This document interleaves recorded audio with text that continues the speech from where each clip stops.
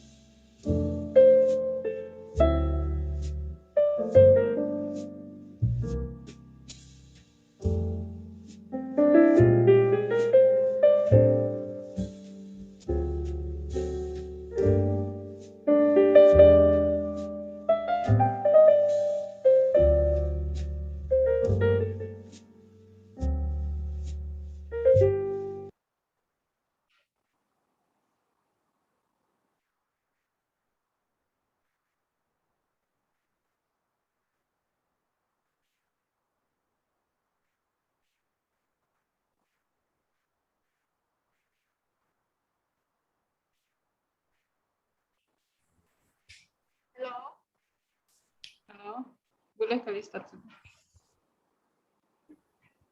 Should we wait?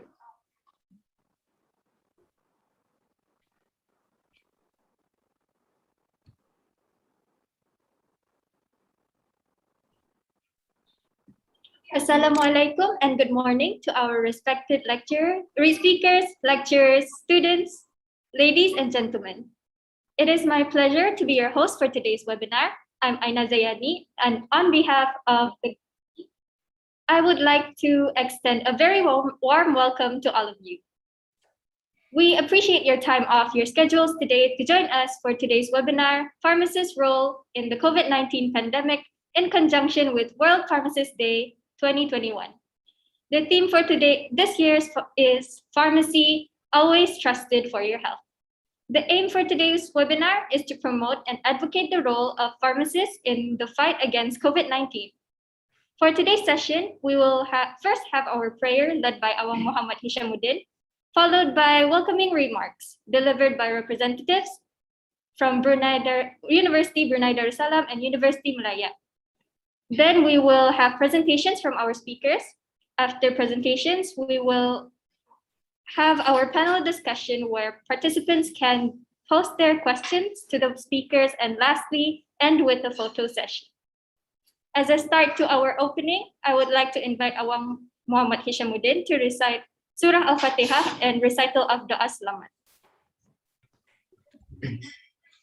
الفاتحة أعوذ بالله من الشيطان الرجيم بسم الله الرحمن الرحيم الحمد لله رب العالمين الرحمن الرحيم مالك يوم الدين إياك نعبد وإياك نستعين اهدنا الصراط المستقيم صراط الذين أنعمت عليهم غير المغضوب عليهم ولا الضالين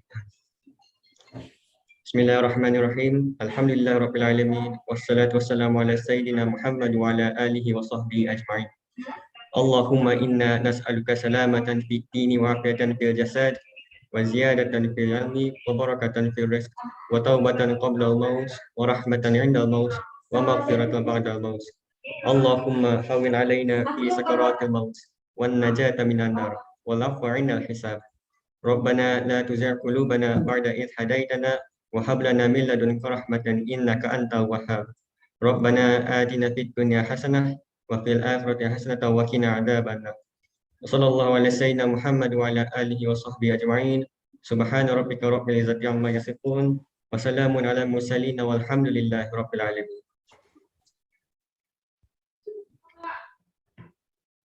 Amin, amin, ya Rabbal Alamin. Thank you, Hisham. Before we begin, I would like to, there has been a complication. So we will actually take the pictures first right now. So I request everyone to open their cameras with the background that we provided through email. Ang gambar.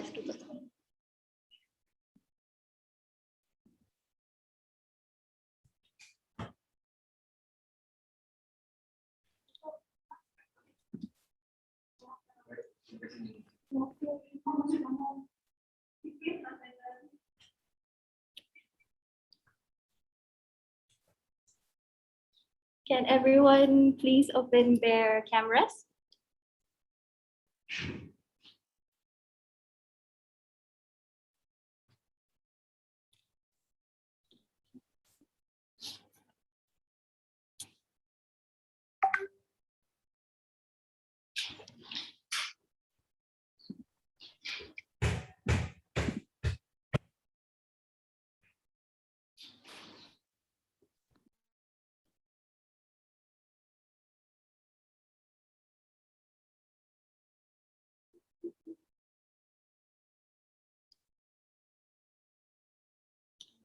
There's still a few people who has not opened.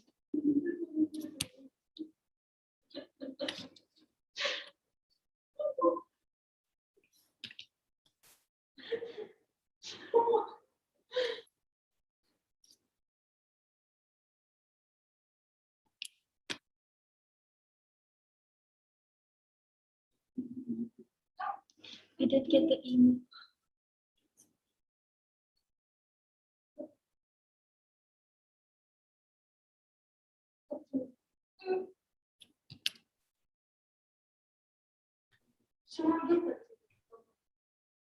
Actually, Dr. Working.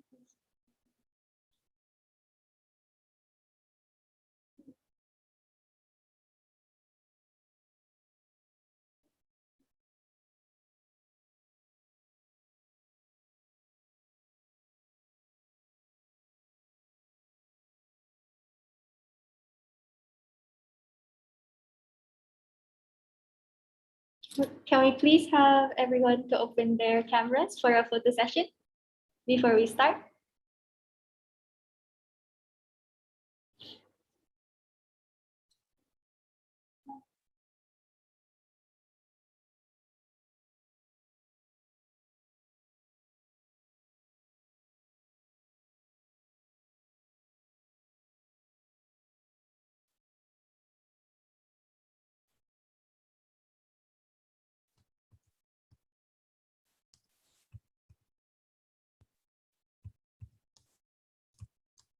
All right, I will take a picture of the first slide because there is 3 screens. Okay, 1, 2, 3, smile. Okay, the next slide. 1, 2, 3, smile. All right, that's all for the session. Thank you. You may close your cameras if you want to.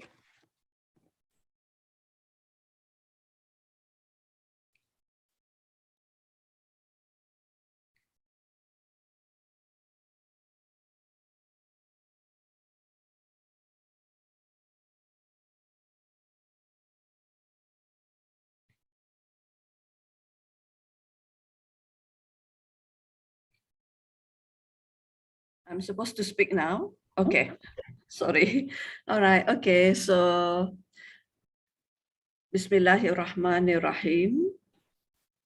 Assalamualaikum. Now, Oh, to begin the seminar, we are pleased to have Dr. Hajah Masrina Wati binti Haji Abdul Hamid, representative of PAP RSB Institute of Health Sciences, UBD, to deliver her welcoming speech. all right, thank you. So Bismillahirrahmanirrahim. Assalamualaikum warahmatullahi wabarakatuh. Good morning to our special guest this morning, our esteemed speakers from Universiti Brunei Darussalam, Dr. Dayangku Nurul Aini from University Malaya, Madam Shirin, and from Universitas Gajah Mada, Dr. Ika Puspita, colleagues, lecturers, students, ladies and gentlemen. It is indeed my pleasure this morning to welcome everyone to this first international public webinar conducted virtually entitled Pharmacist's Role During the COVID-19 Pandemic. And this is in conjunction with the World Pharmacists Day 2021, which is held annually every 25th September. And this time, this event is organized by the pharmacy team at the Pangeran Anak Puteri Rashidah Saadatul Bolkiah Institute of Health Sciences, Universiti Brunei Darussalam. As introduced, I'm Dr. Masrina Wati, and I am representing our Dean of Institute of Health Sciences, UBD, this morning, who unfortunately is not able to be with us this morning. So, ladies and gentlemen, the International Pharmaceutical Federation, the FIP, encourages pharmacists to use this day to organize activities that promote and advocate for the role of the pharmacist in improving health. And it is one of the objectives of this virtual webinar. World Pharmacists Day was adopted by the FIP Council in 2009, World Congress of Pharmacy and Pharmaceutical Sciences in Istanbul, Turkey. And September 25th was chosen as it was the date when in 1912, the FIP was created. So with the theme this year, Pharmacy, always trusted for your health, it is timely to celebrate this event together. Many patient-pharmacist relationships are grounded in trust built over time. The public trusts pharmacists' advice. They trust pharmacists to maintain confidentiality, and at a time of uncertainty, and when vaccines hesitancy remains a major hurdle, like currently we are experiencing, public trust in pharmacy is more important than ever before. So pharmacists can give advice based on the best scientific evidence, thus making the role of pharmacists becoming more significant. Our pharmacy team here at UBD has been actively organizing various events since 2018. And in 2018, the UBD pharmacy team collaborated with the Ministry of Health, Brunei Darussalam, to take part to promote our pharmacy degree program at the Bandarku Ceria event, as well as other activities. Later on in 2019, UBD held a seminar on science, medicine, pharmacy, and pharmacology in Islamic history and civilization. And last year, Despite the pandemic, UBD team has successfully organized a public health screening event at one of the health centers in Brunei. And that was at the Jurudong Park Medical Center in Brunei Darussalam. So this year, again, despite Brunei being hit by the second wave of the pandemic, we are organizing a collaborative event with Universiti Malaya and Universities Gajah Mada for this webinar. So in this opportunity, I would like to acknowledge and appreciate the contributions by the panel of speakers for this international webinar, especially by our own academic, Dr. Dayanku Nurul Aini from UBD. My sincere appreciation as well to Madam Shirin from Universiti Malaya, as well as Dr. Ika Puspita from Universities Gajah Mada, Indonesia, for being able to share their knowledge and expertise during this webinar. So finally, I would like to thank the organizing committee for bringing us together this morning and organizing this event. I hope you will achieve the stated objectives and the webinar will be beneficial for everyone here. So I wish you all a very fruitful session. Thank you very much. So stay safe during this challenging time. I end my speech. Wassalamualaikum warahmatullahi wabarakatuh. Thank you.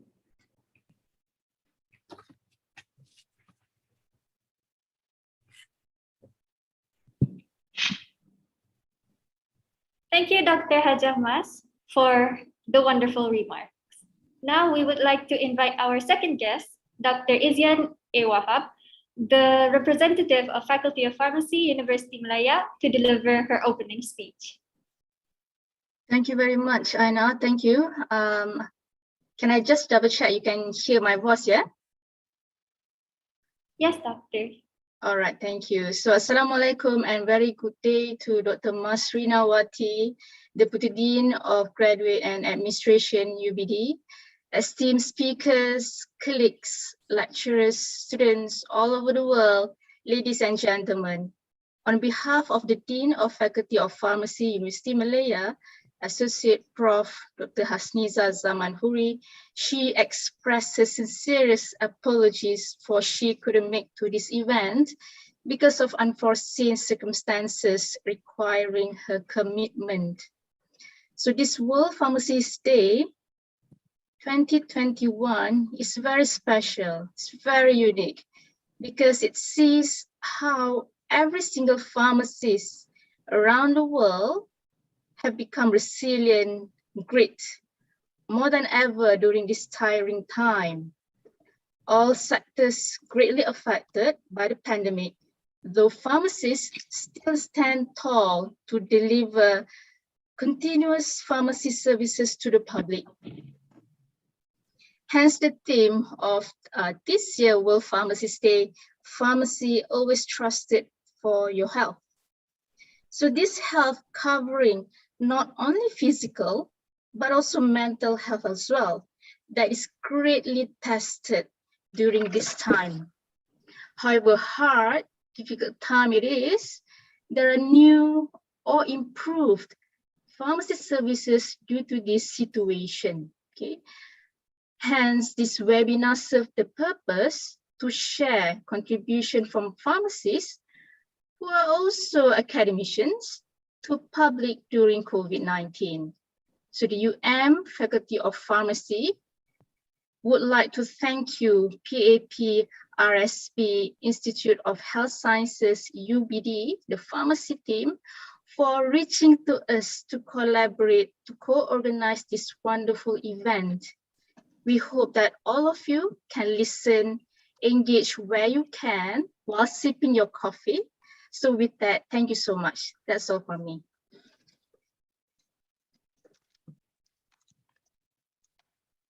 All right, thank you, Dr. Izyan.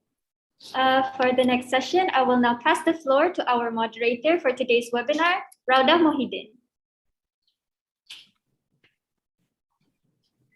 Okay, thank you, Aina. As everyone may have known, today we will have presentations from 3 speakers, Dr. Nurulaini Kifli from Pengeran Anak Putri Rashidah Saadatul Bolkiah Institute of Health Sciences, University Brunei Darussalam, Madam Shirin Alwi from Faculty of Pharmacy, University Malaya, and Dr. Ika Puspitasari from Fakultas Pharmacy, Universitas Gajah Mada. After the three presentations, we will have our panel discussion where you can post your questions in the Zoom or the YouTube chat box with the format speaker's name _ question. You can post the questions after the end of every speaker's presentation. Your questions will be compiled to be answered during this panel discussion. Without further ado, we will proceed to our first session with our guest speaker. I would like to welcome and introduce Dr. Nurulaini Kifli. Dr. Nurul is currently a Senior Assistant Professor at POP-RSB Institute of Health Sciences UBD, as well as the Program Leader for Bachelor of Health Science in Pharmacy. She has been appointed as the leader for UBD's Herbal Research Team and a board member for the Brunei Darussalam Pharmacy Board since 2016 to the present day. She graduated with a Bachelor of Pharmacy with honors from Cardiff University in 1998. She then received her PhD in medicinal chemistry from Cardiff University in 2003. Her research interests range from traditional medicine, complementary medicines, natural products chemistry, medical and pharmacy education, and cervical cancer studies. Today, she will be presenting on the role of pharmacists in Brunei to combat the COVID-19 pandemic. Everyone, let's welcome Dr. Nurulaini Kifli.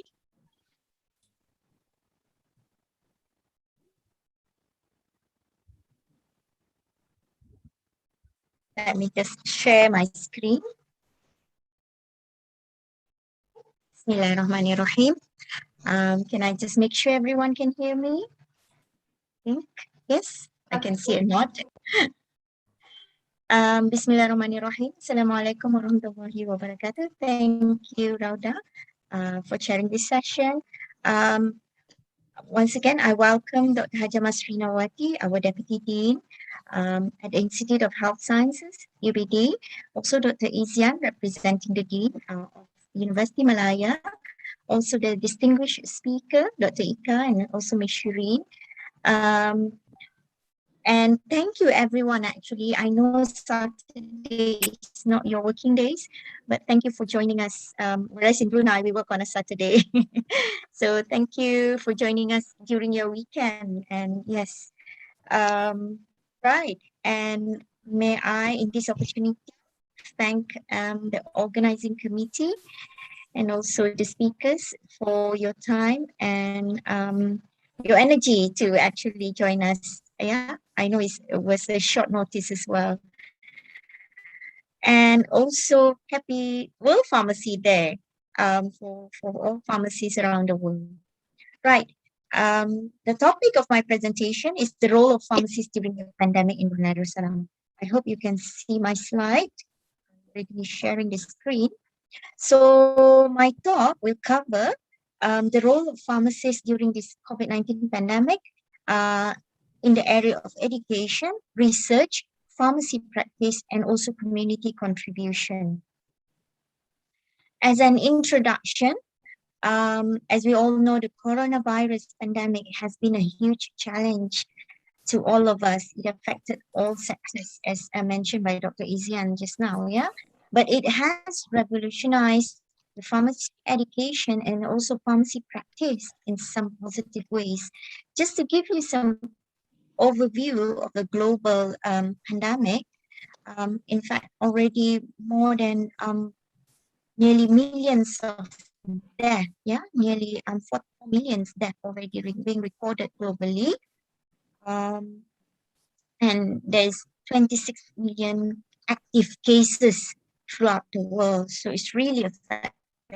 And with the emergence of various variants as well. So this is really a concern to all of us.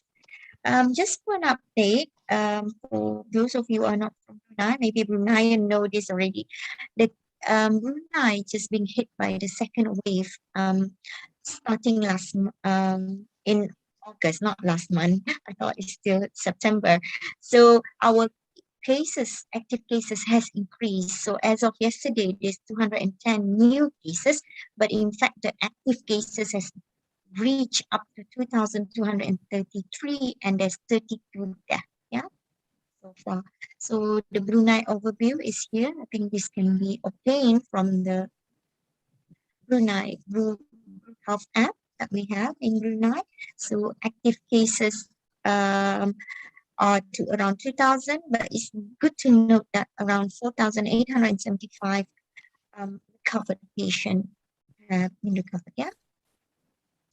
So the new normal begins in 2020, that is last year, the COVID-19 pandemic spread across the globe, yeah. Majority of countries announced temporary closure of schools, so that has impacted more than 90% of students worldwide.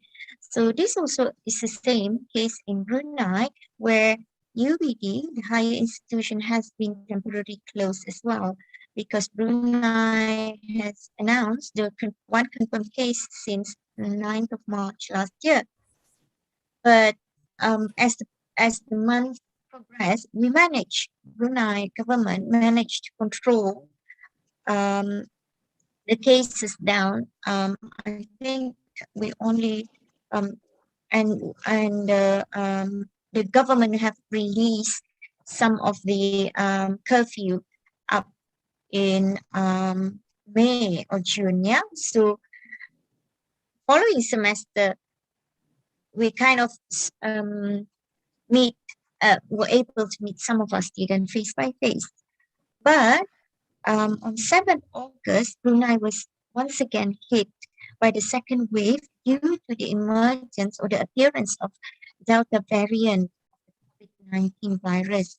So this time round, it is very fast, the infection, yeah. So it was different, totally different from last year. COVID-19 pandemic has led to very substantial changes in the pharmacy program curriculum, including all face-to-face assessments such as physical examination as well as clinical skills exams such as SKI, the objective structured clinical examination, amongst others, were also affected.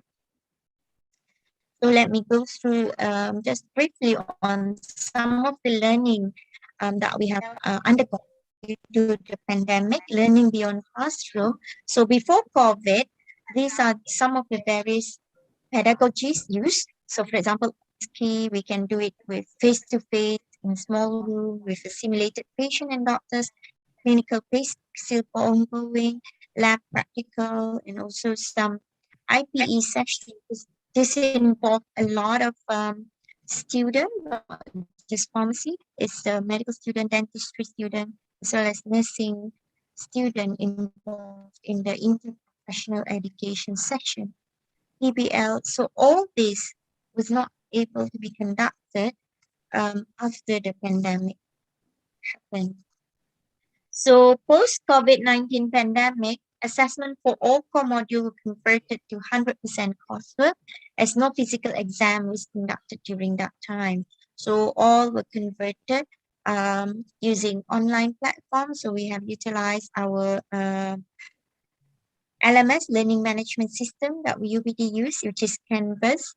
We also use the Zoom. I think it is quite popular because it's very easy friendly. And also UBD have started to secure or bought the MS Team. So we have just recently used MS Team last year, but now I think everyone is well as is very well versed with the use of MS Team, I guess. And research deadline were affected as well.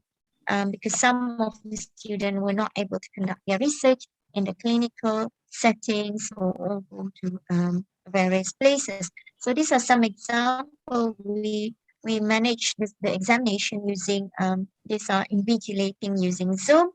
And you see this because we lifted already the restriction. This was happening in November and December, but still we use online examination.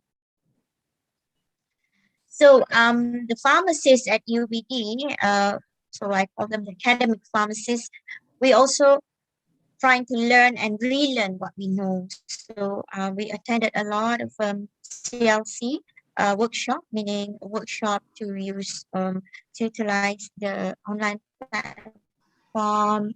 So one of the workshop we attended is utilizing MyDispense software. So hopefully by this time we will be using this MyDispense software. So basically this is a digital software application to support key learning goal to enhance the pharmacy student experience. I think Dr. Izian was also one of the key members joining this training. Yeah.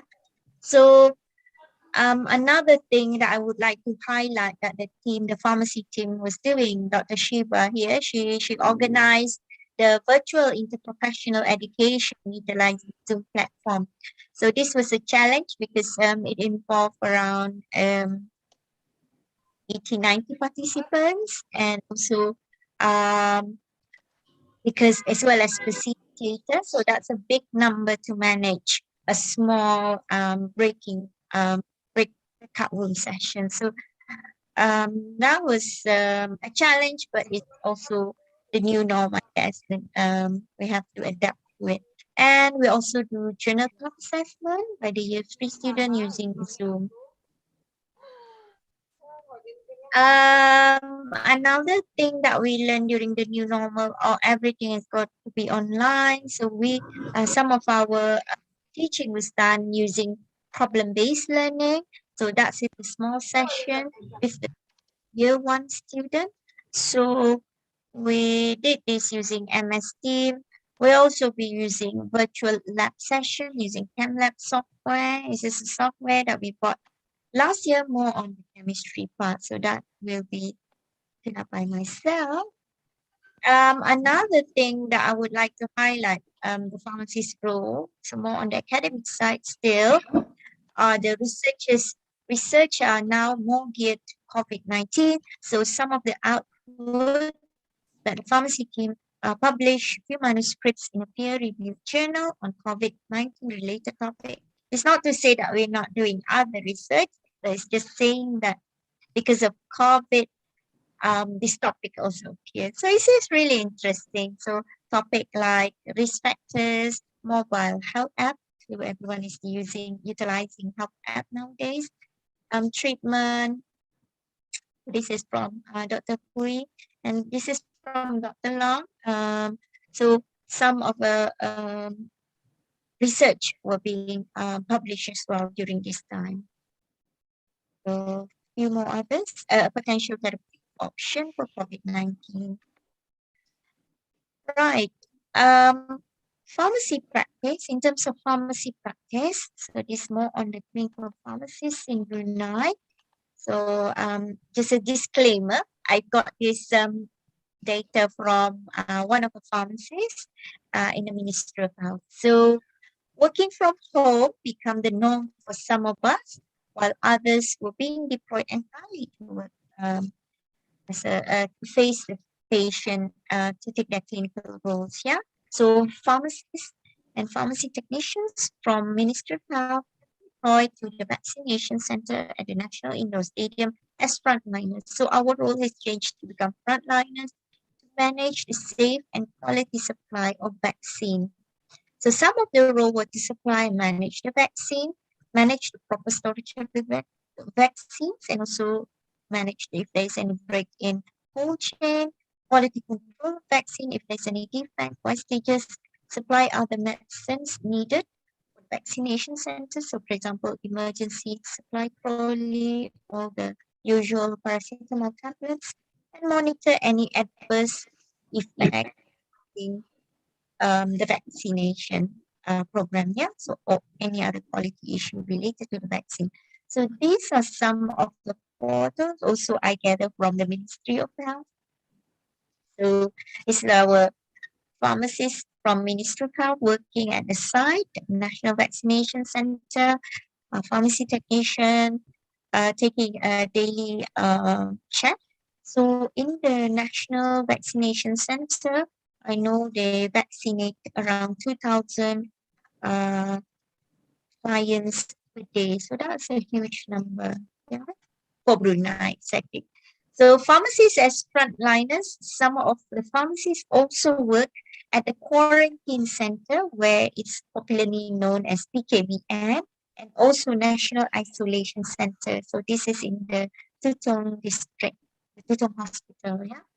So where they order stocks and items required for this patient, involved in treatment plan with the patient, as well as working together with doctors and nurses, dispensing inpatient and discharge medication to patient, dispense manual prescription for staff by the doctor, supply what stock to the center, supply vitamins. So vitamins is very popular nowadays, and answering doctor's queries on medicines, ensure also the proper storage of the fridge item. So their role are very significant during COVID. Yeah. So I think it's all similar as well as in Malaysia and Indonesia. Pharmacists as frontliners at PKBN and NIC. Another thing that the pharmacists do because of the during this time, pharmacists need to work proactively to manage any medicine shortage. So medicine shortage were major risk during initial outbreak, especially Brunei. We don't have pharmaceutical industry to manufacture our medicine. We all have to know this. We rely most of our medicines from overseas, yeah. So this is really, really important. So pharmacists at the Ministry of Health working really hard to make sure all these shortage are being resolved. Yeah. So patient access also to see doctors in hospital and also health centers are also restricted due to COVID pandemic, COVID-19. So there's a surge of medicine supply for chronic patients taking long-term medicines. So Ministry of Health has collaborated with GoRush. This is a company that deliver patient medicine. So I think there's an agreement being signed with this company only to deliver patient medicines via the Easy Collect scheme. So they have advertised this program. So it's very easy. I utilize this for my parents as well. So you can just email or make a phone call, yeah, to request this. And they now have dispense instead of 1 month, they have dispensed 2 months supply of medication. So, but this it would increase the workload of the pharmacists and also pharmacy technicians. So they really, I hope they're keeping well and keeping their health well. They really are also stressful, I think, during this pandemic. Yeah. So this is the Easy Collect scheme by GoRush. So they have publicized posters. So the posters you can see is in Malay, so that public can understand well. So it will take around 3 working days to be delivered with just a $3 charges. Yeah, even outside the district. Another role that pharmacists may have, I would like to highlight here, is a community pharmacist. So, for example, Guardian in Brunei have now gone online shopping experience. They have created this, I think, similar website with Malaysia as well, but they only activate this only this year after the second wave happened. And then they're doing more remote consultations. So pharmacists have utilized technology more and more nowadays, even via just a normal telephone or WhatsApp, because this is for their own safety as well. This enables them to reach patients who could not leave home, who could be on isolation, or they could be just don't want to leave home, yeah? So they could be using runner services. Runner in Brunei is quite popular. It's actually a person who deliver any item, can range from food to medicine, yeah? So we call it runner to supply the medicines. Also, I was told there's an increased demand of vitamins, especially vitamin C and D and zinc, I suppose, and flu medicine supply. So social media have played an important role to give awareness to public on the importance of boosting immunity. So because of this, public are buying in bulk and stocking up their supply. which is a good thing, but then stock run out very fast. So because of this, sometimes it also stops from going. Yeah. So that's another issue. Flexible hours or could be shorter time given due to the COVID-19. So this will allow time to manage the supplies and so clean on these disinfected premises. So these are some of the Guardian pharmacists. I found this in Guardian IT. I didn't manage to speak to Christina, but I hope this is on public domain anyway. So these pharmacists are now advertising on the use of antigen rapid test kit, which were recently introduced in Brunei because of the second wave. There's increased surge of cases, and we want people to also be vigilant about it. So this is I think this is also at affordable prices, but they are just showing on how to use the test kit and fingertip oximeter. So this is first thing. So finally, I would like to touch upon the community contribution. So this is mainly by us, UBD. So UBD Vaccination Center COVID-19 vaccination program was first introduced in Brunei in April this year under the Ministry of Health. So I would like to highlight few of our nursing colleagues as well as our own pharmacy students have volunteered during those periods. But as the second wave hit Brunei, Ministry of Health have consulted UBD senior management team to operate the UBD Vaccination Center. So part of our office, the building is now being converted to UBD Vaccination Center, just after 1 week discussion and planning. So this was a really critical move. Really nationally is affected by this pandemic. Yeah, so we need to step up. So as part of a wider plans to support the rollout of COVID-19 vaccination, so most of us academic from the Institute of Health Sciences, UBD, including pharmacists, doctors, nurses, paramedics, as well as midwiferys, have provided our service, I call that a community service, to voluntarily support this one goal of the nation, which is to vaccinate at least 80% of the population of Brunei. We opened since 21st of August, so I was also one of the key people involved in the planning, as well as other people. I'm only in charge of the vaccine. So now the vaccine approved for use in UBD Vaccination Center are AstraZeneca, Moderna, and Sinopharm. Although we do have Pfizer, but it's not being used yet in UBD. It's used in other healthcare centers. UBD Vaccination Center have now vaccinated over 13,725 clients. And that's quite a big number. And as of 30th of September, 43% of the population received full dose. So Brunei is also planning to inject teenagers between 12 to 17 years old. They are talking about it. In fact, it's today. And also Brunei is also planning to do booster dose, especially for the frontliners. These are bad. So yes, consent are being asked.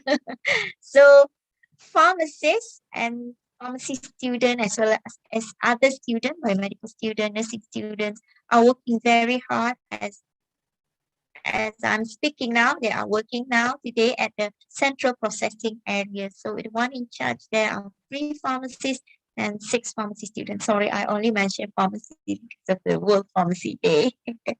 So faculty, these are some of our faculty contribution to the community.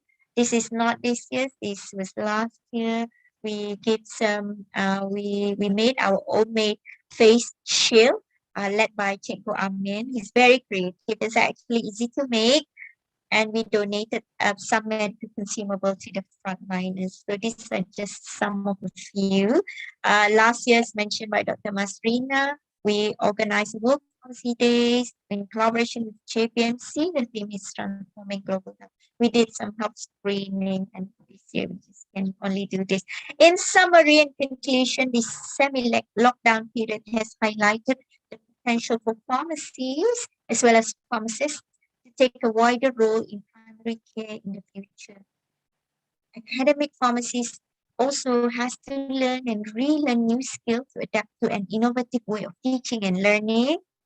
Clinical pharmacy, especially the Ministry of Health and other private sectors, has to adapt to new ways of working that involve social distancing, enhanced cleaning regimen, and also utilizing new technology. Public are much more aware now about the community pharmacist role, where to get their medicine supply, especially for just over the counter of medicine, pharmacy medicine. And we hope that the profile of pharmacists in Brunei will be raised after COVID or during COVID, despite our small number. Just for your information, we only have 98 registered pharmacists in Brunei. I know we are small in number, but our total population is also small. Yeah. So these are us a day before the second wave. So these are when we trying to celebrate the sixth cohort. Yeah, the sixth cohort of pharmacy student during the opening of the semester. Thank you very much. And next week is my email. Thank you very much for listening. I stop sharing. Thank you, Dr. Nurul, for the informative and interesting presentation. For participants who have questions for the speaker, I would like to remind the participants once again, the panel discussion will be at the end of this seminar. So participants, you may compile your questions for the speaker in the Zoom or the YouTube chat box. Now, I would like to welcome and introduce our special guest speaker from Universiti Malaya, Madam Shirin Alwi. Madam Shirin is a lecturer at Faculty of Pharmacy of Universiti Malaya, and she is also a member at Malaysian Pharmacist Society Council. She graduated with a Bachelor of Science with Honours in Pharmacy at Liverpool John Moores University. She then received her Master's in Clinical Pharmacy at University Science Malaysia. Madam Shirin's field of interest is in pharmaceutical care practice, quality of medication prescribing, pharmacotherapy in cardiovascular diseases, and pharmacy education. Let's welcome Madam Shirin to give her presentation on pharmacists as the frontliner at UMMC Vaccine Center. I'm sorry, Rhoda. I just got Yes, Doctor. text from Madam Shirin just this second ago.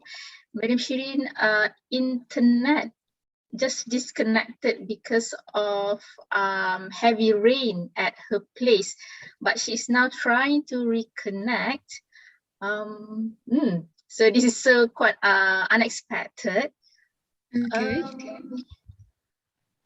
What about, can I ask if we can proceed with Dr. Ika, if she is around? Because Madam Shirin actually in this webinar, but then just got disconnected. Okay, I understand. Dr. Sorry Ika, for that. are you ready to present now?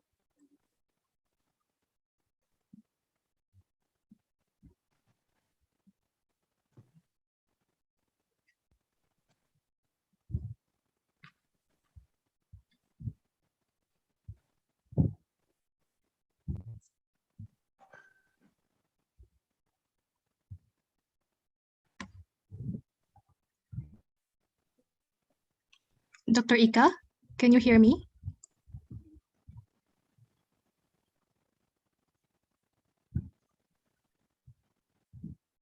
Rauda, can we have short 3 to 5 minutes break, please? Just to ensure Dr. Ika and Madam Shirin. Dr. Ika. All right, Dr. Ika, how are you? Hello, Dr. Ika. Good. Because this is You're a lifesaver. Thank you so much, Dr. Ika. I'm in the vaccination session right now, so that's why sometimes, yeah. It's okay, Dr. Ika. Thank you so much. Yeah. So my time is now. Yes, if you're ready, it's up to you, Dr. Ika. When you're ready, you can share your It's slide. okay. Yeah, I will Thank you, share teacher. my screen.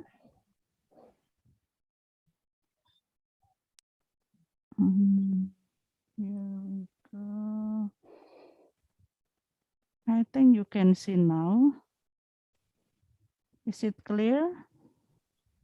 Yes, Dr. Ika, it's perfect. Thank you. Okay, thank you. Dr. Ika. Good morning, everyone.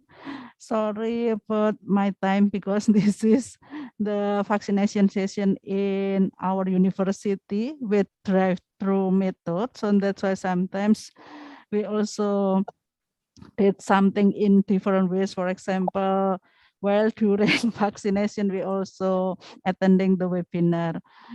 And many thanks for all the participant and also the invitation from Brunei and also Malaysia.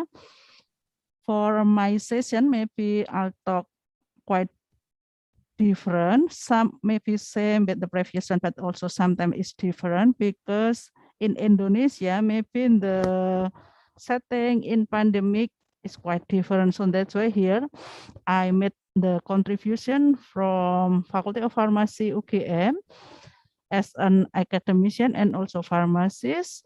And here we also have Bu Endang Lukitaningsih as a Vice Dean of Community Services and also Mas Soni Seswanto as one our junior in Community Services as well.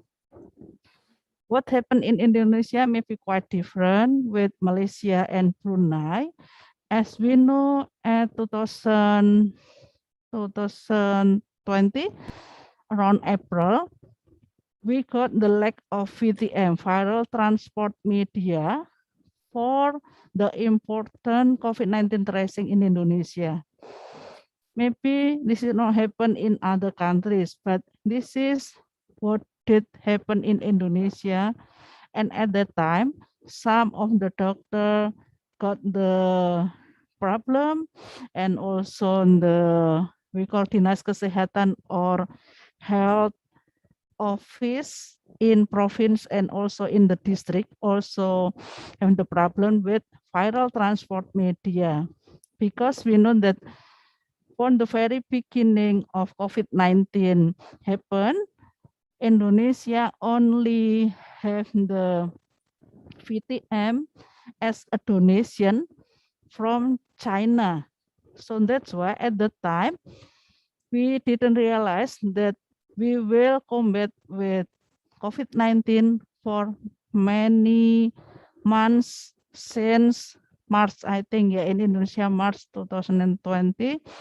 So that's why at that time in every cities, yeah, not only in a rural area, but also in big city like Yogyakarta, where UGM is in the Yogyakarta, Jakarta, and also other cities, big cities, all of them also have the same problem, lack of viral transport media. Then I will talk about this later. And then next, the high demand of personal protective equipment testing. As we know that one of the problem also. Sorry, Dr. Ika, can I just interrupt for a minute? Sure. Yeah.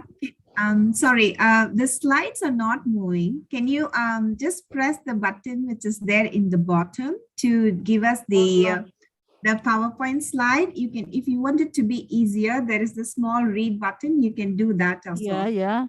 But I think I'm still in the background or problem here. Oh, okay. Yeah. Because I will make my story based on the background here. All right, thank you. Oh, yeah, thank you. Yeah, so Indonesia also felt that the personal protective equipment tools, we don't really have it. So that's why we always ask from other countries. Then at that time, more of the tailor in the city try to change.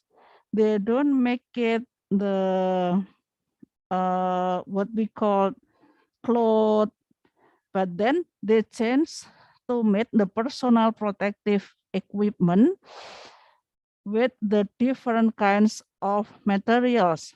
So that's why we call it UKM, or middle, or what we call it small and medium enterprise. They made the personal protective equipment to support the hospital, and then for the what we call in the shelter, yeah, the village and also university shelter. So that's why we need to make the testing method. We got the testing method for the material for personal protective equipment, but then this is very expensive and we have to send to Bandung, other cities. Yeah, maybe this is around 8 hours by train from Yogyakarta. So that's why Facultas Farmasi, yeah, Faculty of Pharmacy UGM try to solve this problem and to provide the personal protective equipment testing freely, yeah, no charge. I will talk about this one. Also, the high mortality rate in COVID-19 patient, they usually or they prefer to have the self-isolation in their house.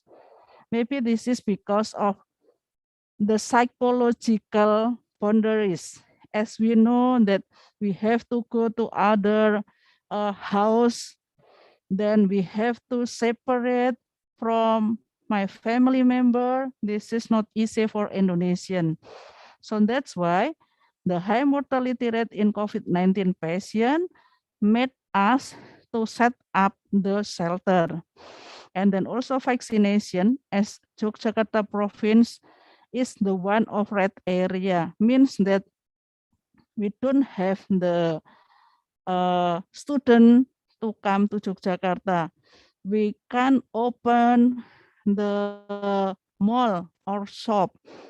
Only the important facilities such as hospital that we can open, and then for like a shop that provide for the things like food only can open around 10 a.m. until not more than 6 p.m. So that's why we try to make Yogyakarta as a green area with the community empowerment.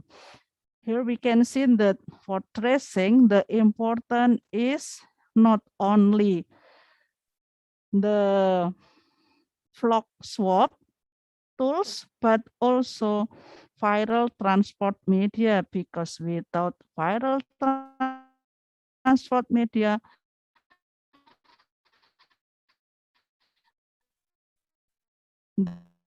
the appropriate one for COVID-19. This is the problem in Yogyakarta itself and also in Indonesia in some areas. So that's why we try to make the viral transport media based on our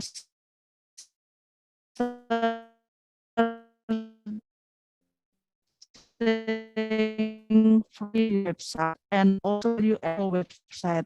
So thanks Belarus made the VTM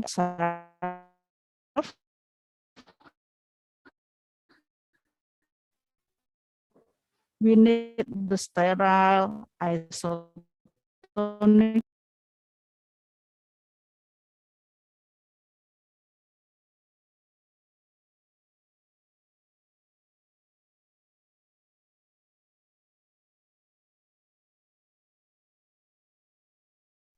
Yeah, I think we lost Dr. Ika for a while. Let's Yeah. wait for a few minutes to her to reconnect back.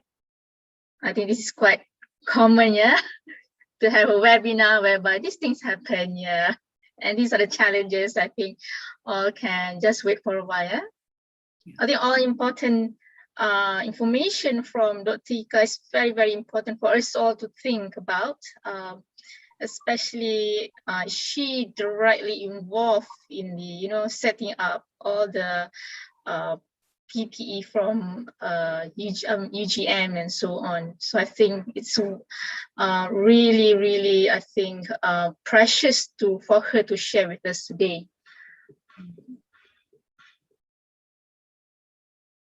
I can see her screen come back. Yeah, she's back now.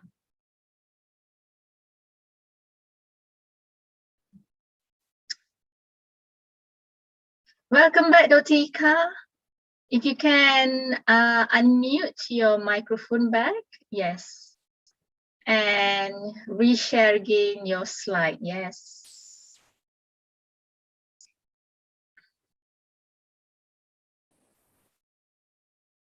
Yeah, so we try to check the recipe from CDC and also WHO, that as a pharmacist, we know that for the viral transport media, it comprises of the sterile solution, isotonic, and also we need the protein compound for the viral, and also to overcome the contamination from fungus and also from bacteria. So we need the antibiotic and also antifungus compound.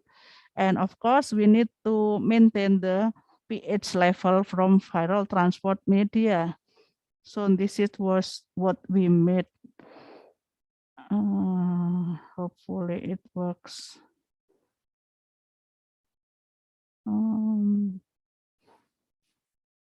Yeah, so this is the viral transport medium formulation that we obtain from CDC. We try to make the recipe by ourselves, not by commercially. And then this is our team. Yeah, so this is the unpaid voluntary team. So we try to knock the heart, as we know that we are in Indonesia. Some people struck by COVID-19, then some of them already lost their job. So that's why I try to maintain the team from our faculty. At least we still have payment from the government. So that's why don't we to make the viral transport media for national needed. So that's why we make the unpaid voluntary team for VTM production, comprised of lecturer or academician, and also the analyst or laboratorium staff.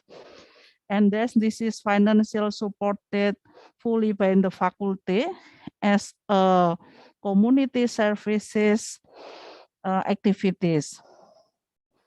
And then when we already made the viral transport media, we send it to the hospital and also primary healthcare facilities in Indonesia. We distribute it nationally, for example, in the West, Middle, East Java, and also Yogyakarta. And some also sent to Papua. This is maybe needed the 5 hours by flight. So that's why we try to maintain the VTM at the cool box, yeah, so we can maintain the temperature to until 8 centigrade degree. This is our production, and we already have the Indonesian Ministry of Health letters or permission, yeah, because this is very important because we also distributed not only in our area but also in other province. The HPSS-based VTM that we made comprised of hexavalent salt solution and added by 2% of fetal bovine serum, gentamicin, amphotericin, and we also make the regular testing for pH level, the contamination of fungus and bacterial before we distribute it. So this is the legal letter that we have, because this is important when we distribute to other area. And then this is the testing of personal protective equipment that really important here. The production made by small and medium enterprise, so they don't have enough money. So that's why for this testing, our faculty give the free of charge. This is really how we as a pharmacist can contribute, depends on our community level, as we know that they are in the medium and small enterprise, but they also show the big contribution to our area to produce and also to provide the better personal protective equipment for the hospital. In a day, we can perform 20 until 30 pieces. And we also have the team. This is Bu Endang, yeah, as a PIC. I myself as a PIC of viral transport media. And what the other problem happened in Indonesia? This is around the end of 2000 when we have the problem with fully occupied hospital. While the community, they only have a low knowledge in COVID-19. And then government also don't have the sufficient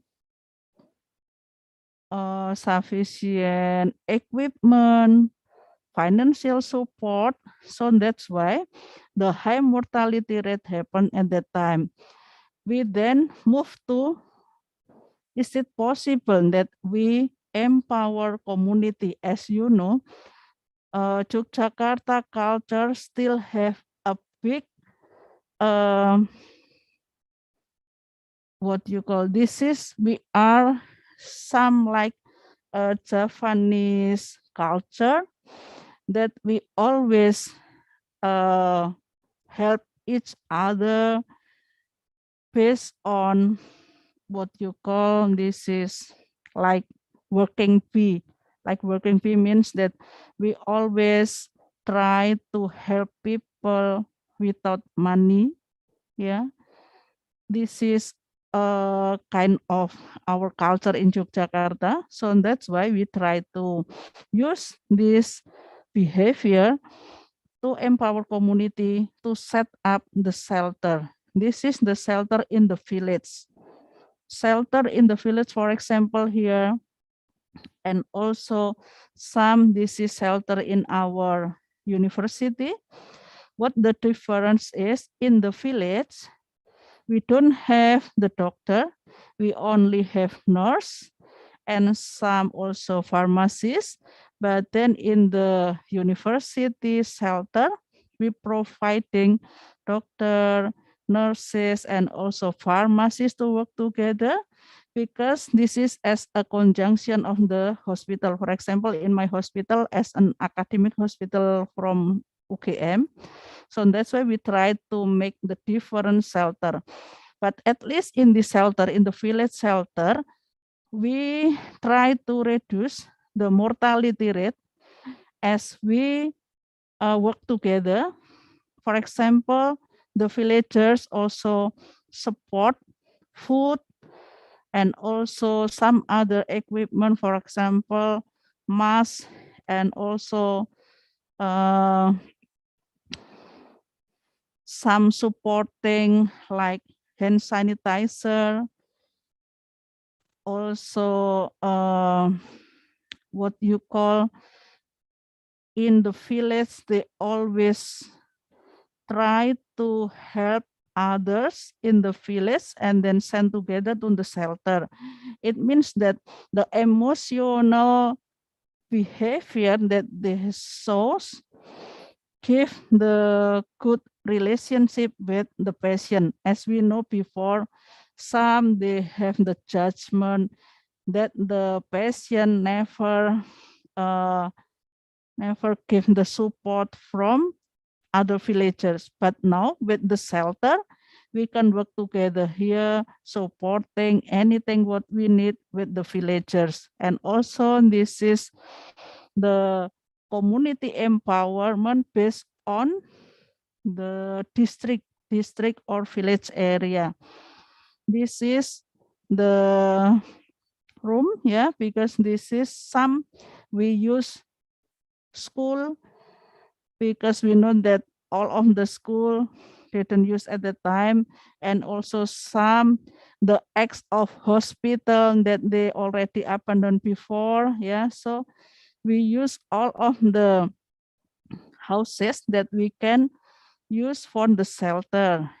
And this is the university shelter that we providing doctor, nurses, and also pharmacists, meaning that the patient, that the condition getting worse, so then we can send it to the hospital fast than other shelter. So this is the difference of the villagers and the university shelter. But all of them supporting by alumni, yeah, pharmacist alumni donation and also other faculty donation, yeah, for setting the villagers and also the university shelter. And in Yogyakarta, we only have 2 districts, yeah, that providing the shelter, both of village and also university shelters. So that's why maybe in some area, this is not easy to educate people. This is not easy to ask people to involve in our empowerment model, but we didn't stop. Yeah, as a pharmacist, we try to collaborate with medical doctor, nurses, and also district government to set up the shelter because they can give the benefit to reduce the mortality in their villages. And then lastly, this is the vaccination because we have the what you call in Indonesia, we have the jargon, yeah, the vaccination for all. So in a house, we need the vaccination for all the family member, not only for the student because we need to open the school, but for all in our houses, for the driver that we have, for the servant that we have. So that's why we made the different kind of model of vaccination. For example, here, this is the vaccination that we perform with the collaboration with the army. Yeah, so as the army, they had more than more vaccine than other institutions, so that's why we collaborate with army, yeah, and we perform the vaccination in the university with the conventional model, but then we also have the drive-through model. Right now, I also have the vaccination drive-through in the Faculty of Medicine in UGM, and pharmacy always helping to maintain the cold chain of the vaccine, as the previous speaker mentioned before, and we also splitting, yeah, preparing, because when we did the drive-through and also for many people in the village, we need for the fast fast response and also fast vaccination method. And also we have the disability community, not only the student with the normal ability, but also disability community. We also try to give them the vaccination. Of course, this is not easy method, but we try to give the vaccination for all. And the pharmacy is very important because in a day, sometimes we send our staff in more than 3 areas. So we quite busy in this, I think 2-3 months, until December, as we try to make Yogyakarta as a green zone. Then student can come to the school. As you know, that Yogyakarta is a student city, So that's why we try to make the Yogyakarta as a green zone and vaccinate all people in Yogyakarta. For the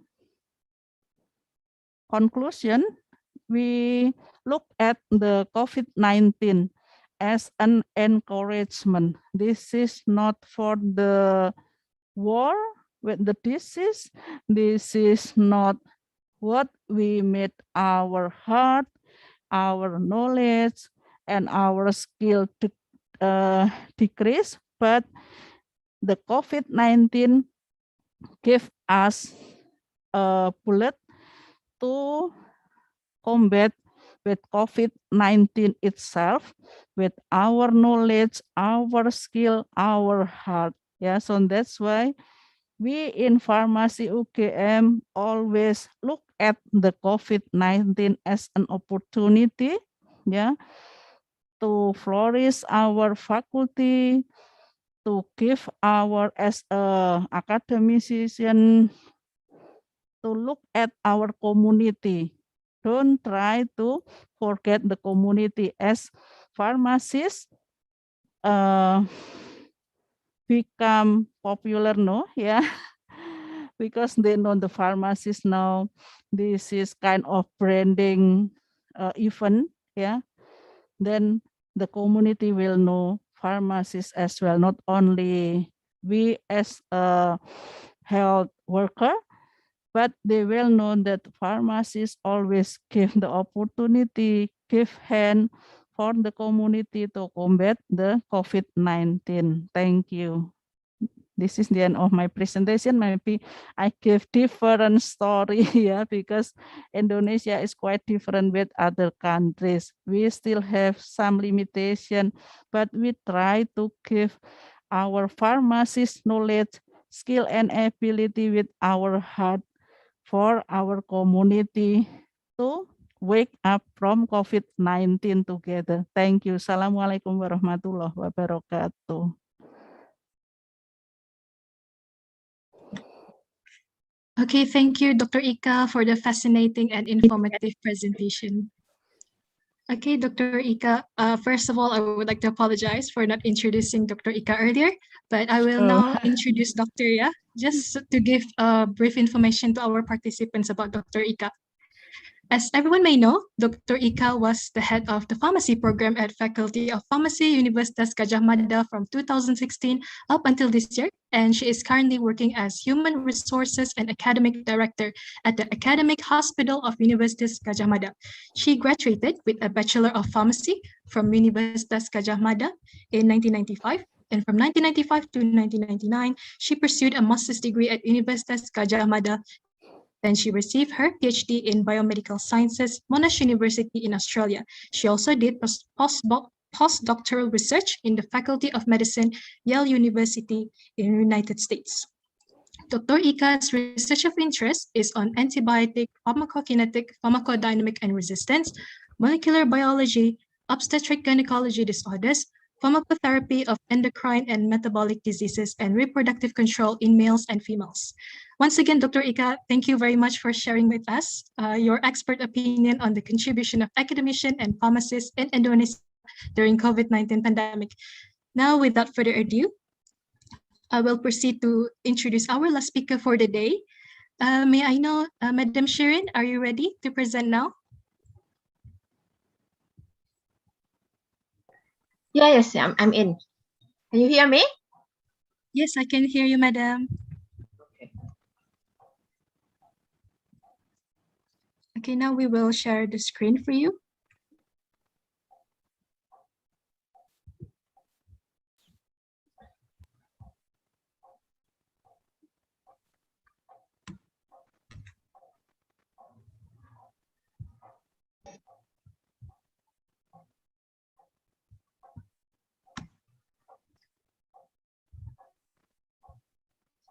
Can you see my screen? Yes, Madam.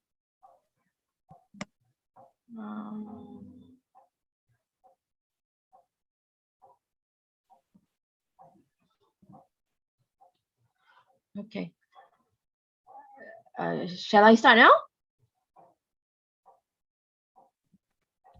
Yes, you may start, Doctor. Okay. Assalamualaikum, Bismillahirrahmanirrahim. Assalamualaikum warahmatullahi wabarakatuh to everybody.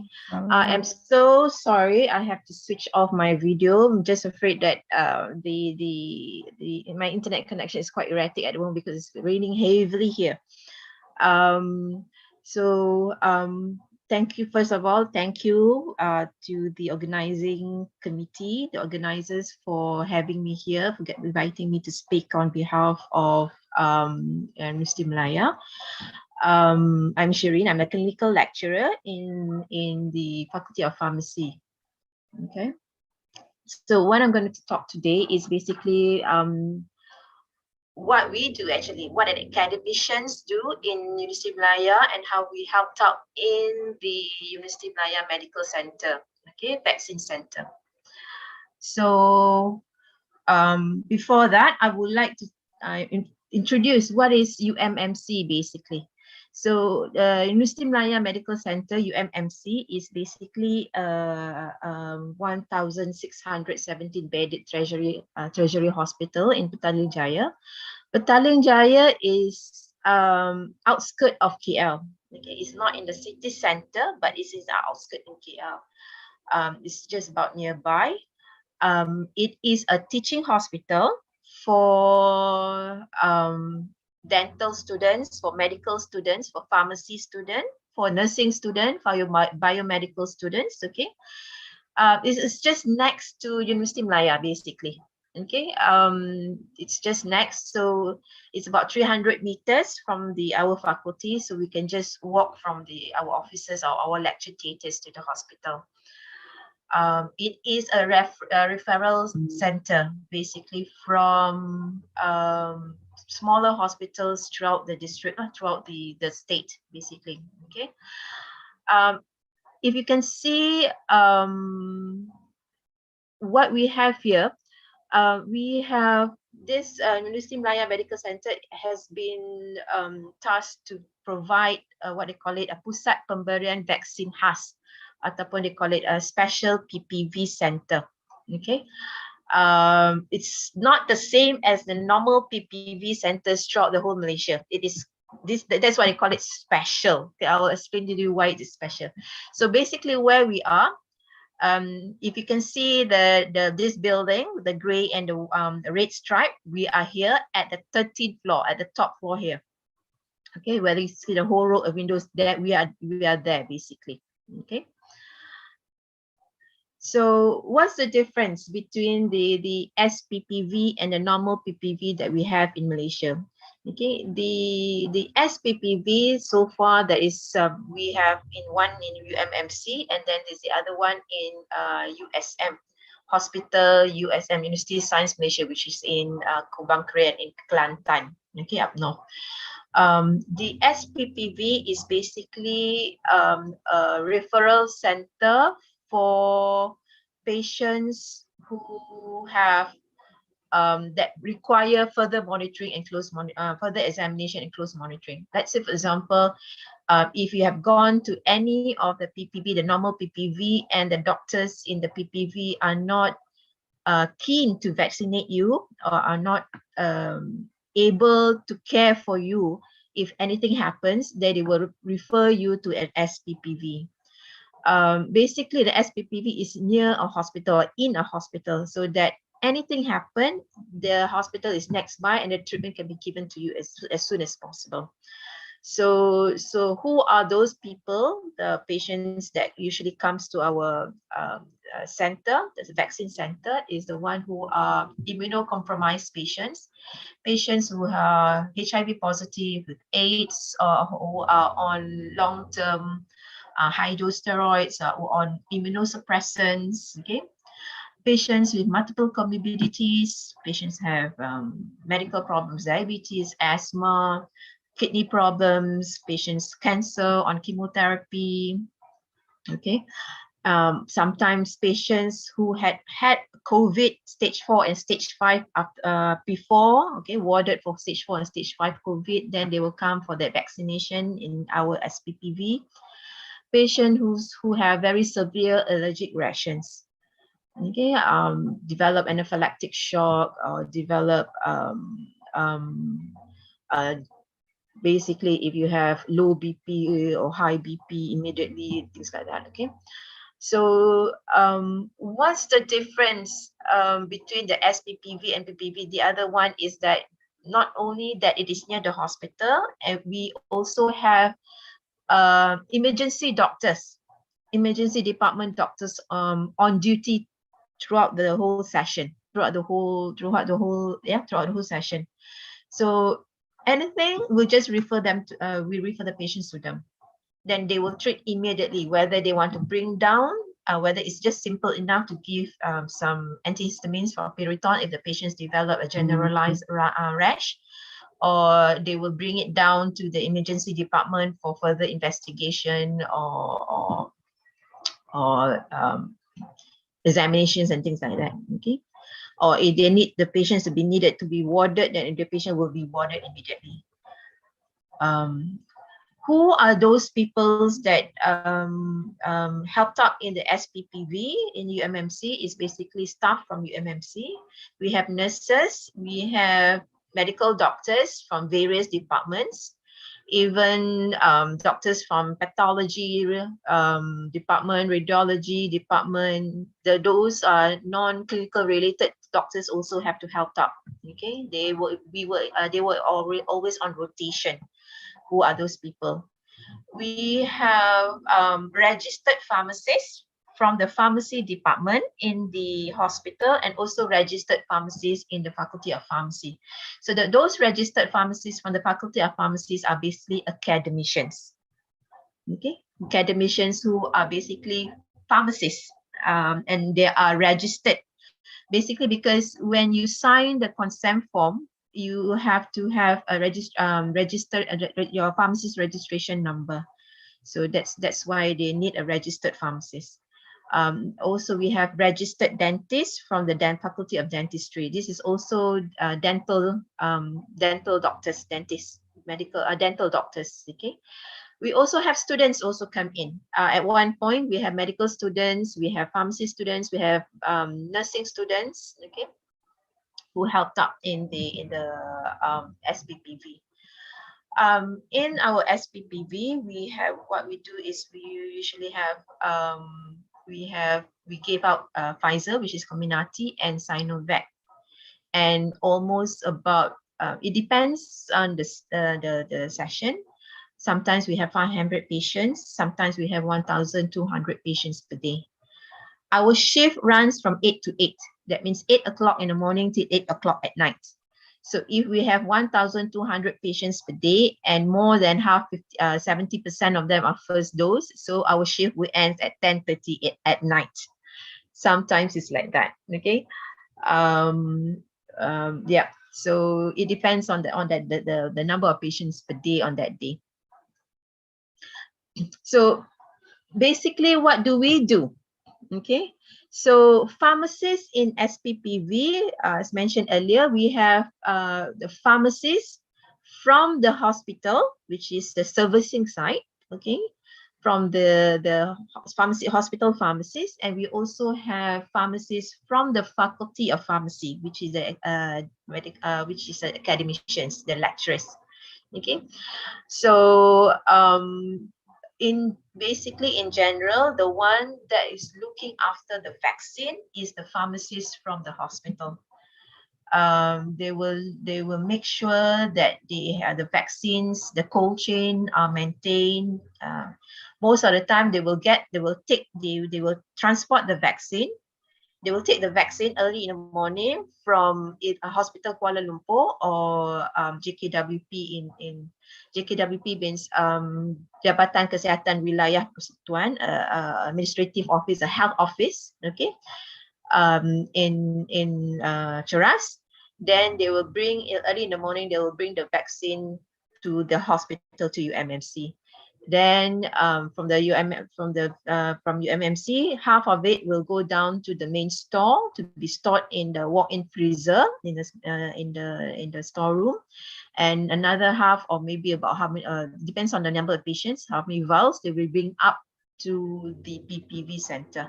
So they will use a special container lah, where they have this monitor the temperature and all that. So usually in the morning, all of us, all the staff who are on duty at that day, they will be having a briefing. The sister in charge, the staff nurse in charge will tell us how many patients are coming on that day, who are those people, whether they are patients who are from maybe patients from pediatric clinics, patients from oncology, patients from surgical and things like that. And then how many first dose, how many second dose, how many vaccines for Pfizer, how many recipients for her Sinovac and all that. And at the end of the day, they will say that, okay, we'll start once the pharmacist comes in with the vaccine.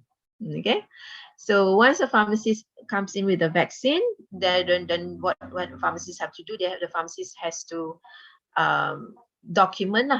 Most of the time when they receive the vaccine, when they take the vaccines from the other centers, from Hospital Kuala Lumpur or from JKWP, they will store a packet, or maybe depends on the number of vaccine counter. Let's say, for example, if you have 14 vaccine counter, they will store 14 first, or 28 vaccines vial first. Okay, because it takes half an hour for it to thaw. It takes half an hour for it to thaw. So they will thaw, and then once the vaccines had been thawed, so once they reach the SPPV, then the vaccines are already thawed. The first batch of vaccines has been thawed. This is basically the inventory control and documentation. What happened is that vaccines, if you thaw it at 8 o'clock, you have to use it within 2 hours. Okay, once you reconstitute, you have to use it within, once you reconstitute, you have to use it within 4 hours. So you cannot thaw it at 8 o'clock in the morning and use it at 5 o'clock in the evening. So they thaw it by batches and by batches. So who are those people who are in charge of how many vials are thawed at 9 o'clock in the morning, how many vials are thawed at 10 o'clock in the morning, things like that? That will be the pharmacist. Okay, so they will have to all the documentation. So this batch of vials thawed at what time and what time it can be used, and how many vials of water for injections and syringes to be given to the nurses so that they can reconstitute the vaccines and things like that. Not only the inventory control is not only on the vaccines, but they also control the vaccine card.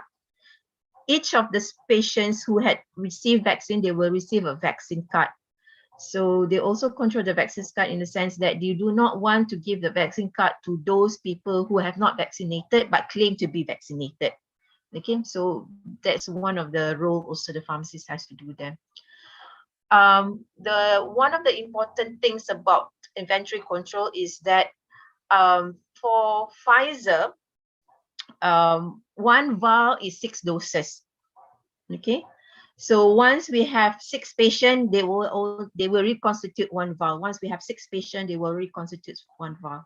So towards the end, Sometimes the patients will come in one by one, sometimes they will come in, sometimes they will come in late, sometimes they will come in.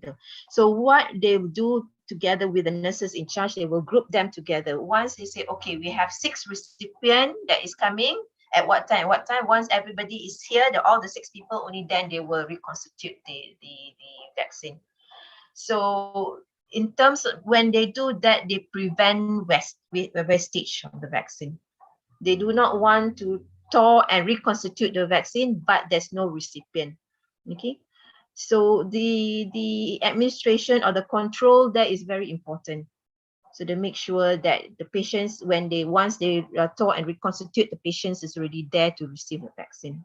Okay. Then the other thing is the rest of then we have what the pharmacists can help do also in the SPPV is basically at the screening and triage and pre-vaccine counseling counter. This is where when the patients comes in, they will first register. Okay, when they register, once they register, the registration counter is basically being meant by the hospital, the administrative staff in the hospital. So once they register, they will straight go to the screening and triage and pre-vaccine counseling counter. There, what we'll do is basically we'll ask them, do you have any allergy history? If you have, are you allergic to any medication? Are you allergic to any food? Okay. Do you have any adverse effects to any of the vaccines before? What is your past medical and medication history? Things like that. Are you on any blood thinning medications? Things like that. So the reason we ask these questions is basically we need to know whether the patient should receive Pfizer Comirnaty or should receive Sinovac. Okay. We need to confirm that because if the patient has already allergic to some medication, some injectable medications, and that injectable medication has what we know that they contain ingredient such as PEG, polyethylene glycol, which can cause allergic reactions, and Pfizer Comirnaty has that PEG in its vial. So if patients are already allergic to PEG, we don't give Pfizer Comirnaty. We will give Sinovac. Okay, so those are the things that we the reason that we ask why we need all these questions before. And then the other thing is also we need to look at whether the patient needs to be in the 15 minutes observation center or the 30 minutes observation. Okay, if patient is having asthma, uncontrolled asthma, despite on high dose corticosteroids, inhaled corticosteroids, or despite frequent use of SABA, short-acting antagonists, okay, the SABA semua, okay. So if the patient has uncontrolled asthma, despite all those, then we will also give patients 30 minutes observation. Also, if the patient has severe allergic reactions to some medication and things like that, so we also give 30 minutes observation. The reason being is that the longer the observation, that if the patients develop allergic reactions to the vaccine, we should be able to catch it then. Okay, so those are the things that the pharmacists will need to ask the questions that when they are doing screening, triage, or pre-counseling vaccines. Also, the pre-counseling vaccines, what we have is also we tell them as the normal things lah. The arms that you have been vaccinated will be a bit achy, a bit painful. Some people will develop fever. If you have fever, you can take some paracetamol. If you're not allergic to paracetamol, but then we tell them, but if you develop any of the symptoms, for example, you have swollen neck, swollen face, you have a generalized redness, very pruritus, very erythema, body in rashes all over your body, if you develop a difficulty in breathing or shortness of breath, if you have palpitation or increased rapid heart rate and things like that, then they will tell them to refer to the doctor and things like that. So we have to inform that what they are supposed to expect, and we have to also to so that they are not, and they sometimes some patients also they are a bit scared. We have to inform, we have to calm them. Now this vaccine is good because of this, but the normal reaction is this, things like that lah. So the screening, triage, and pre-vaccine counseling counter, it can only be manned by medical doctors, dentists, and pharmacists. So yeah, it's between the three groups only. It cannot be manned by any other groups. Okay, so nurses cannot be there. Radiologists or physiotherapists cannot be there. There's only three groups of people that is allowed to sit in at the screening, triage, and pre-vaccine counseling and counters.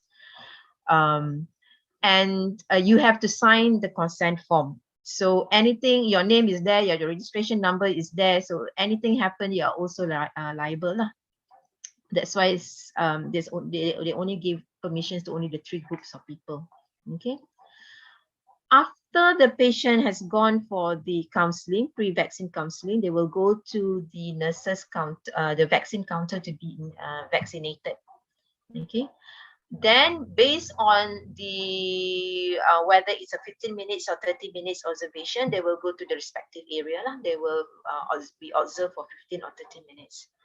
Once their 15 minutes or 30 minutes observation is ended, they will go to the observation counter. These observation counter are manned by medical doctors, pharmacists, dentists. We have also physiotherapists, occupational therapists. We also have radiologists who comes in. I've met some speech therapists also on duty on that day. Okay, so the observation counter is a mixture of professionals. What we do there, we observe the patients to make sure that the patients will not do or do not develop the allergic reactions, okay, the signs and symptoms of allergy. And we also make sure we have confirmed that they have received their vaccination in the system, the Malaysian Vaccine Administration System, MyVAS, I call it. Okay. We at the same time we make sure when it comes in, I have this experience, one patient who comes in after 30 minutes, what we call it in Malaysia, muka macam ataupun muka macam udang kena bakar. Okay, very red, very he did not notice it. The patient themselves didn't notice it, but when he comes to see us, you can see macam very reddish and things like that. And then we asked him, is this your usual wait, I mean, are you usually this red? And then only that to say, why am I red? He did not notice that. Okay, so when we have that kind of patients, then what we do is we usually refer them to the emergency doctor. Okay, so only then when the emergency doctor said see him, and the emergency doctor said, yeah, he's already having the reactions, the allergic reactions already. So at that time, I think the emergency doctors inject him with some Piriton injections, okay, antihistamine injections, and make him stay for another half an hour in the emergency area. Okay, so that's basically what's the observation counter all about. At the same time, also what we do is we have post-vaccine counseling. Okay, post-vaccine counseling is the same thing like the one we reiterate what the pre-vaccine counseling has mentioned to them. What, let's say for example, your arms will be a bit achy, sometimes it will be a bit painful, some people will develop fever. Okay, but if you have this symptoms, any of these symptoms, please go to see a doctor immediately, things like that. Okay, and what to do. Okay.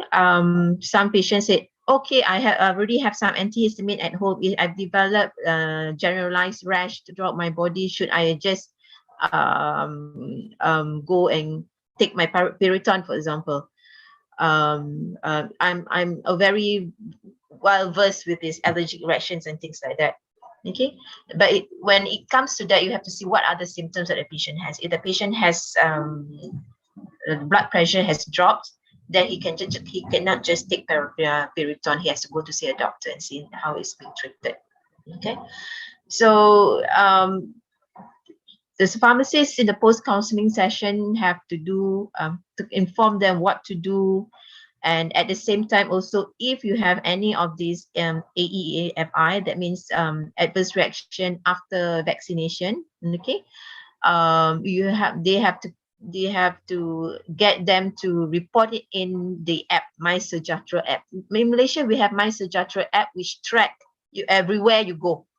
Let's say, for example, if you want to go to a supermarket, you have to scan the app.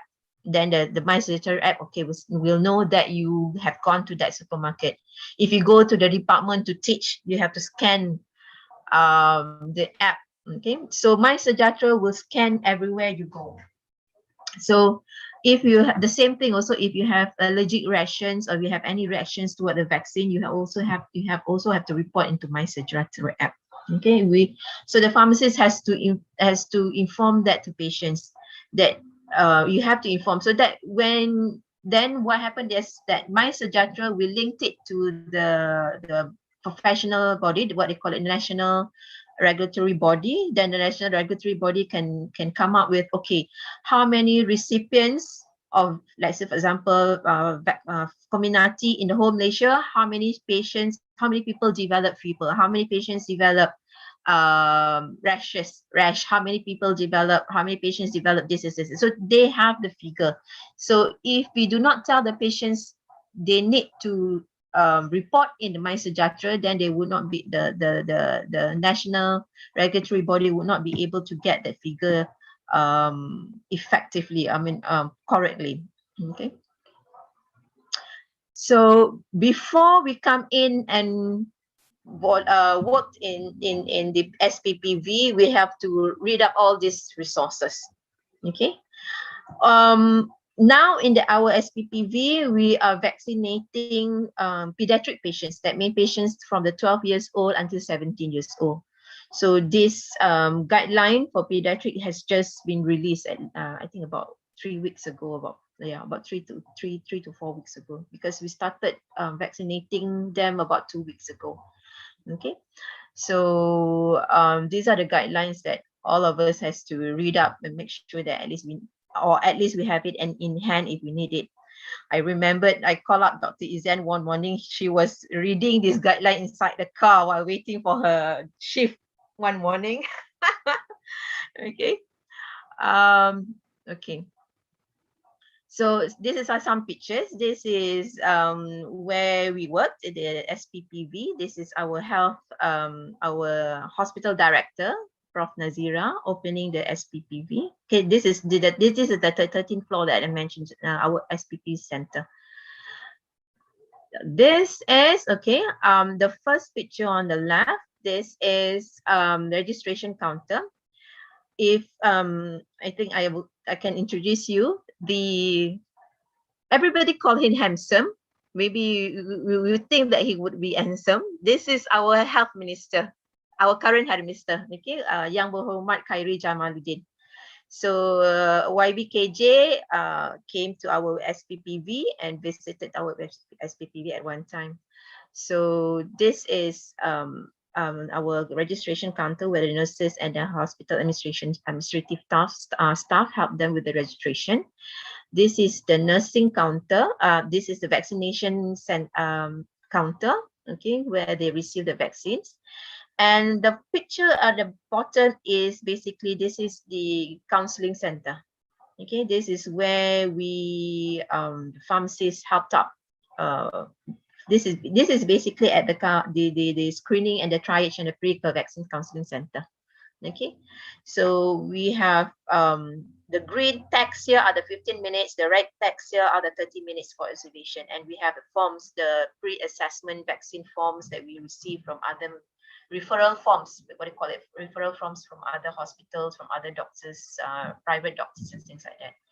Okay, so this is the tri-HR screening or pre-vaccines counseling center. Okay, so to end up, this is our lecturers from the Faculty of Pharmacy on our first shift in one morning, on the first day of one morning. So, and with that, I thank you.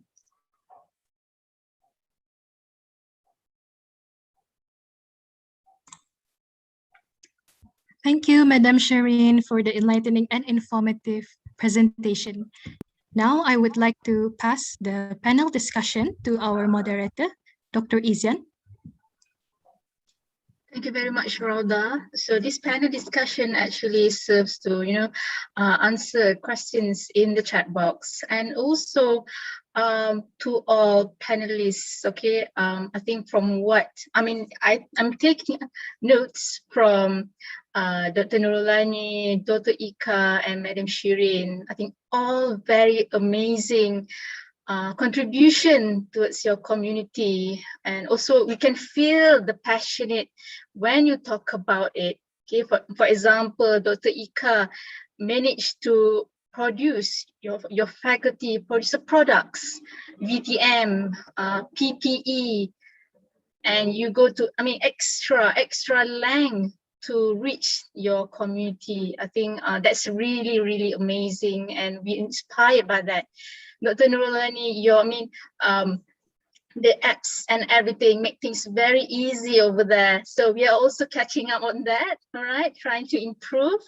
And also Madam Shireen talking about our contribution, to our community through the teaching hospital, nearby teaching hospital at the Faculty of Pharmacy, all right? So the first question in the chat box will be, I think it's posted by Dr. Mas, whereby maybe I think Dr. Ika already answered it. If you want to, explain it, in detail, the question is about, with all these struggles, as an academician, but also you need to, go additional work because your community needs you. How do you actually preserve your mental, emotional health to juggle all these things, while also you want to accommodate your new routine as well, yourself, right? Your family, your environment, at the same time, the job at the faculty, and then the volunteer and so on. So how do you do that? Yep. Can I first ask Dr. Ika, if you can share with us how you do that? That's really amazing. How do you also empower your staff, your colleagues to go with you, and then also, contribute so much to the community? Dr. Ika or Dr. Nurulani, Madam Shireen, I think, yep, anyone who's ready, you can just, share your experience.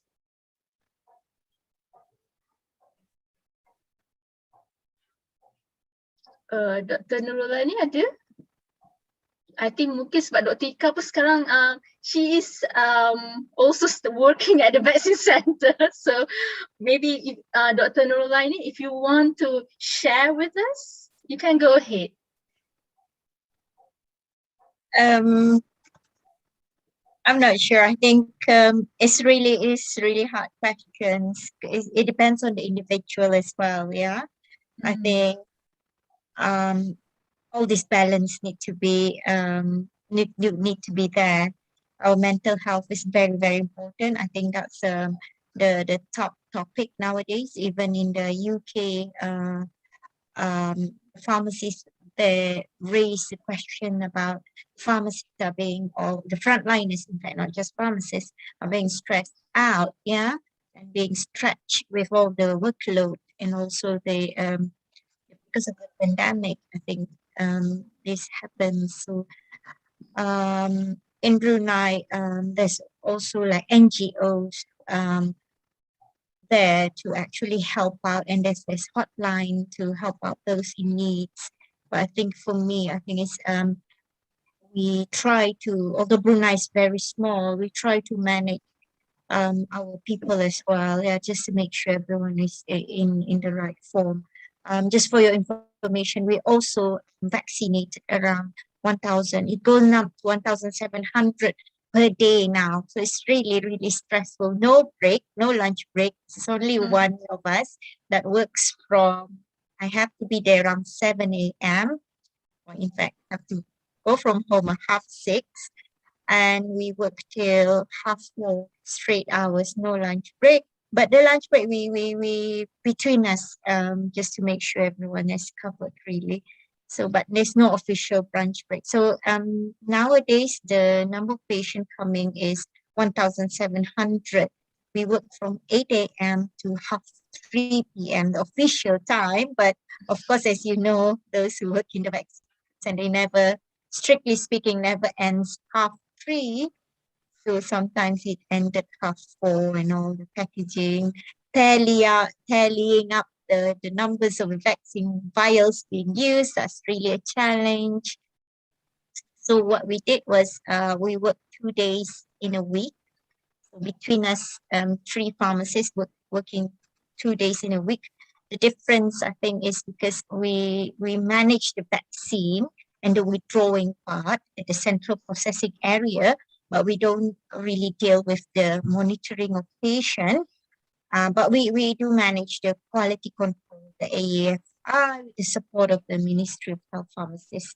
So for the monitoring of patient post-vaccination, this is normally handled by the doctors in charge at our center. Yes, it's coming into big numbers. It's really challenging task, I think, for everyone. But I think the spirit of hard working and teamwork was there. The students are really, really amazing. Their energy. Now they're helping out the national vaccination program at the indoor stadium every Friday, in fact, because the government is wanting to roll out the vaccine to public for those who cannot access the similar app like you guys, My Sejahtera or My Vax. We have the Blue Health app here. So some group of people who don't manage to open that app in their phone, due to technical issue, they can do that and vaccinate every Friday at the indoor stadium. And there, our students are also working, helping out to volunteer, and there they can vaccinate 4,000 people per day. So this is really like a challenging time for Brunei as well. I think we just have to keep each other safe, and there's a protocol whereby we also have to swab ourselves every 2 weeks. Yeah, just to make sure everyone is negative and safe zone, green zone, whatever you call it now, red zone, green zone. Yes. So Dr. Nurulaini, meaning that, the UBD staff who works at the vaccine center needs to be swabbed every 2 weeks. Yes, not only staff, cleaner, students, electrician, whoever enter the premise. Whoever entered the vaccination center premise or the university? The university, we call it the UBD Vaccination Center. So for example, cleaner working there every day as well, they also need to be swabbed every 2 weeks to make sure they are negative. This is using PCR, not the antigen rapid tests. Yeah, so because that's more accurate, I believe. So the real time, it's free for everyone. We just book via this app. In fact, I just did my swab this morning. So it's a drive-through swab. It's very easy to do. So and we need to report to the management, tell them that we are negative. So this is another measure to make sure everyone is fit and healthy to work. And yeah. So the difference is we don't really manage the monitoring of the post-vaccination, but we manage the vaccine. Our vaccine are not kept in the university. They're being delivered by the state medical store unit, by the Royal RBTS is like an army force. So they deliver every day in the morning, 6:30. So we have to be there to take it, and we also do the inventory and all that. Can I ask question to Madam Shireen? Sure. Okay, so my question is, how do you ensure, you mentioned about wastages at the end of the day. This is also another issue that we face. Like you were saying, one vial is 6 doses. So what happen if there's only like 2 patients coming in? How do you manage this? I know, like Malaysian, you have to travel all the way, right, to be there. Yeah. To go to PJ, I imagine. Brunei, we're very small, and yeah. So, and how do you select who gets Pfizer, who gets Sinovac? Is there like Okay. criteria? Yeah. Okay. How do we get patients? Let's say, for example, we usually have, according to the My Sejahtera, they will already put in which patient will come in which day and what time. So, but sometimes patients do not come in because they are not well, or they will receive another appointment on another vaccine center or something like that. So we do have, let's say, for example, one vial should be for 6 people, but only 3 people turn up. So what happened is that we have a team of nurses who will call patients who have already registered to come in for vaccine, but have not gotten their dates yet. Right. So early, let's say, for example, 2 o'clock, they will know, okay, this patient has come in, this patient has come in. 3 o'clock, then we will, whoever is not coming in, by 3 o'clock or by 4 o'clock, they will say, okay, we still have 3 people, let's say, for example, 3 people, three slots empty, 3 doses empty. Call this person, call that person, call this person, call this person. So whoever can come in within the people that they call, if they say, okay, they can come in within an hour or within half an hour, then their names are already in. So we have you never turn down patient. Have you ever turned down, like you ask them to go home, come again tomorrow? No? I don't know. We sometimes do that. What happened is that they have their appointment dates and time from their My Sejahtera. So once they have the appointment dates and time, we do not turn them down because they already have the appointment. For walk-in patients, we have every day we have certain allocations, like say 30 doses for walk-in patients, or 50 or 60 doses for walk-in patients. So for walk-in patients, whoever comes in first, fill in the 30 doses or 60 doses, or the 60 doses, they will get their vaccination. Provided that they fulfill during the screening, is everything clear lah, tak ada anything pending and things like that. Pending means, let's say, for example, if the patient has been warded positive for COVID, has been warded for stage 5 and is on monoclonals. Okay, and then 2 weeks later, they come into the hospital, walk in to get vaccinated. So that tak boleh. They have to at least be 6 weeks after the monoclonal, only then can come. Things like that lah. So for the walk-ins, as long as they are okay, clear to go for walk-ins, and within the 30 to 60 doses, they will come in. After that, once the slot for the 30 or 60 doses to habis, then they will get them to come in the next day. So that is for walk-ins and patients. Then for those who did not come, we'll call them up. For those people, let's say, for example, within the area, what we call it, list. They have the name for the list, standby list. Standby list. So those It's people like a wait list. a Yes. waiting list, like Yes. going to an aeroplane. Yes. So it's usually within. Amazing. Sorry. It's an amazing because your client, you are only for special a certain criteria, and that's Yes. really hard to me, like to get that patient. But you already have a list, yeah, Yeah. and they can come within like 1 hour. Yes. Yeah. They do. They do. Mm. We do have patients as far as Malacca, which is about 2 hours drive. 2 hours drive. We have as far as Terengganu, which is about 4 hours drive, 3 hours drive, something like that. We do Wow. have patients. Yeah, we do have So patients come in. Those in patients the are. in the whole of Malaysia, it's only UMMC offer this SPV and Kelantan, is it? You mentioned. As far as I know, yes. I'm not sure what other So hospitals it says yet. only 2 in the whole of state of Malaysia. All Yeah. right. That's right, Dr. Nurulani, because UMMC catering for high risk patients, their own patients.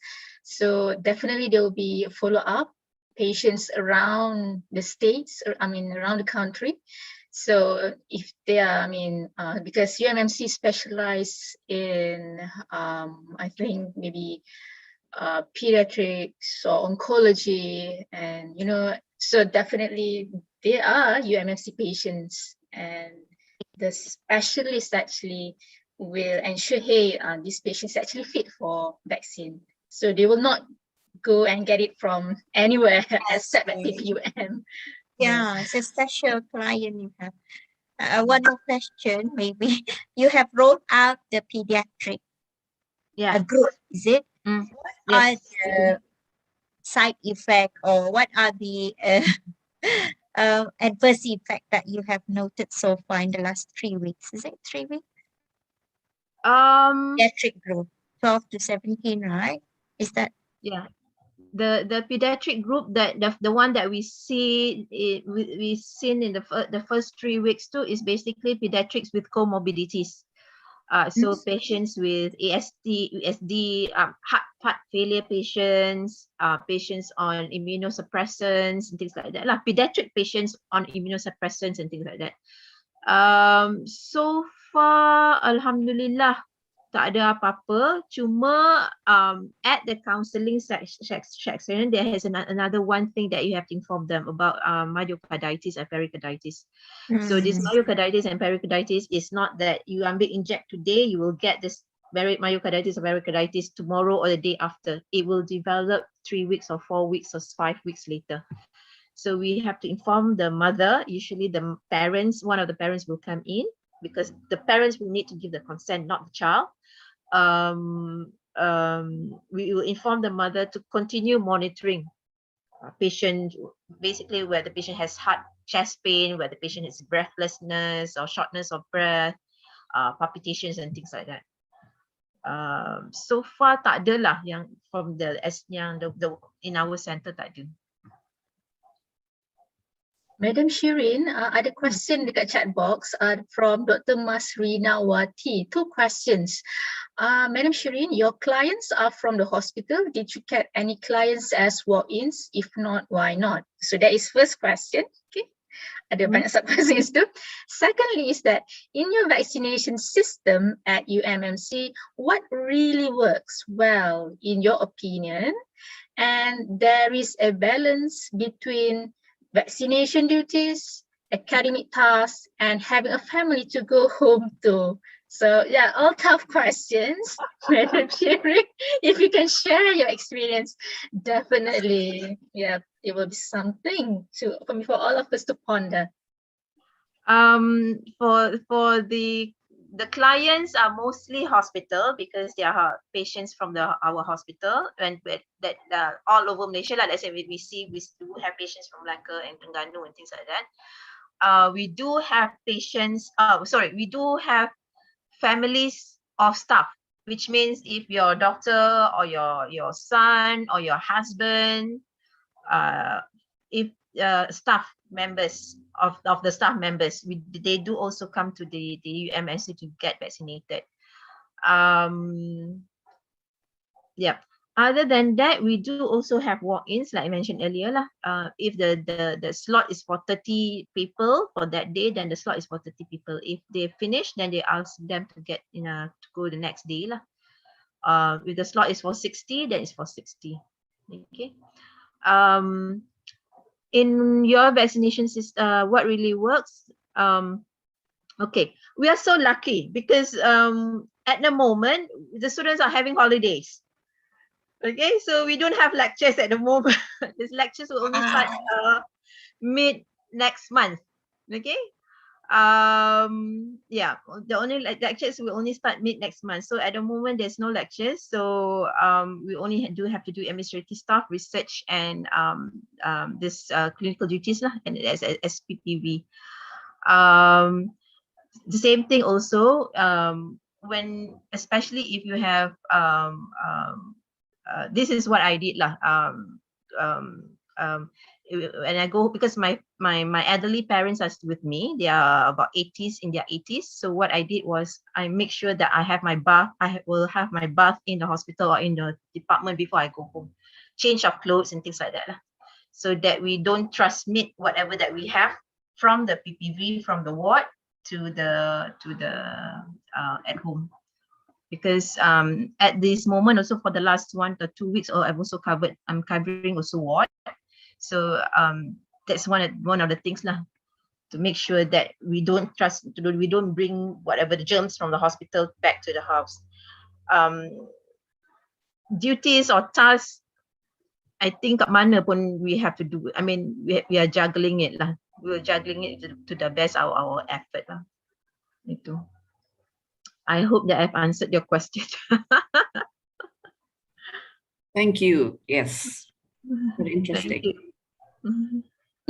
Thank you, Madam Shirin. Is Dr. Ika is around?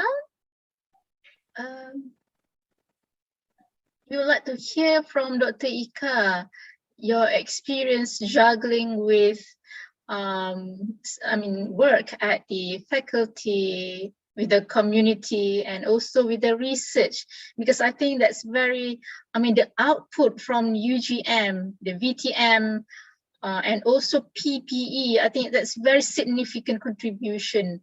Dr. Ika, are you there?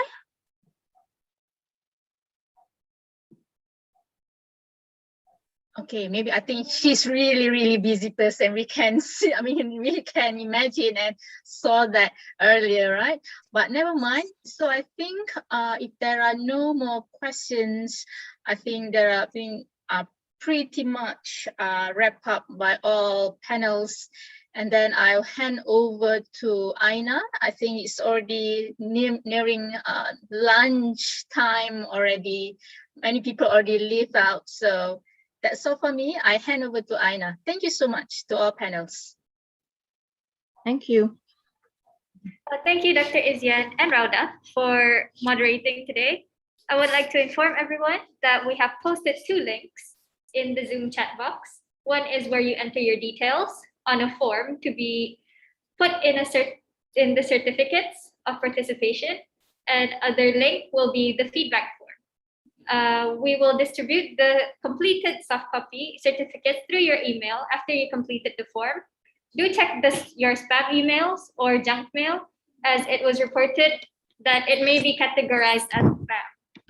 And should you have any inquiries, please do not be afraid to email us at ubd.ipw.wpd2021@gmail.com.